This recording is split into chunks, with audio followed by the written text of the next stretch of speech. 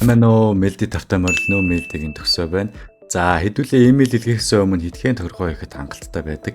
За ямар тохиргоо байна вэ гэхлээр имэйлийн илгээхнэр, имэйлийн дэд домен, сайтын нэр, сайтын аяг гэсэн тохиргоонууд харагдаж байна.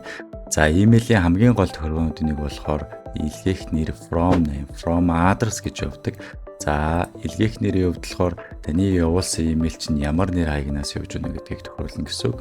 За одоогоор энэ my company гэдэг email нэмтэй my company гэдэг username @sendcig.mail.mn буюу манай default дэд доменээс явж байна гэсэн үг. За эсвэл та өөрийнхөө доменийг манай системтэй холбоод явуулах бүрэн боломжтой. За сайтын нэр, сайтын хаяг гэдэг нь болохоор манай систем танд зориулаад үнэгүй нэг вебсайт хийсэн гэдгийг дуулгах дата байна.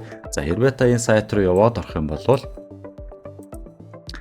танд зориулаад урьдчилаад бэлтгэсэн хэрэглэгчдийг бүртгүүлэх боломжтой форм аль хэдийн бэлдээд өгсөн байгаа. За энэ дээр хэрэглэгч өөрийнхөө мэйлийг бичээд subscribe дарах юм бол таны листэнд нэмэгдэх нэ гэсэн үг. За тэгээд хамгийн ихний хэрэглэгчээр нэмэх хэсэг гарч ирэх өгөөд энэ дээр та өөрийнхөө харилцагч юм уу эсвэл өөрийнхөө мэйлийг бичээд хамгийн ихний туршилтын мэйл явуулж бас болно.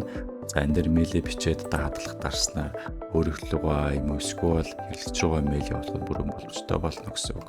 За тэгээд амжилттайгаар хэрэглэгчөө нэмээд имэйл тохиргоогоо хийсэн бол та үндсэн хянах хэсгийг орж ирнэ. За эндээс таны имэйлийн нэр, имэйлийн чинь дэд домен, таны вебсайтын чинь хаяг, вебсайтын чинь name ингэж харагдах болно гэсэн.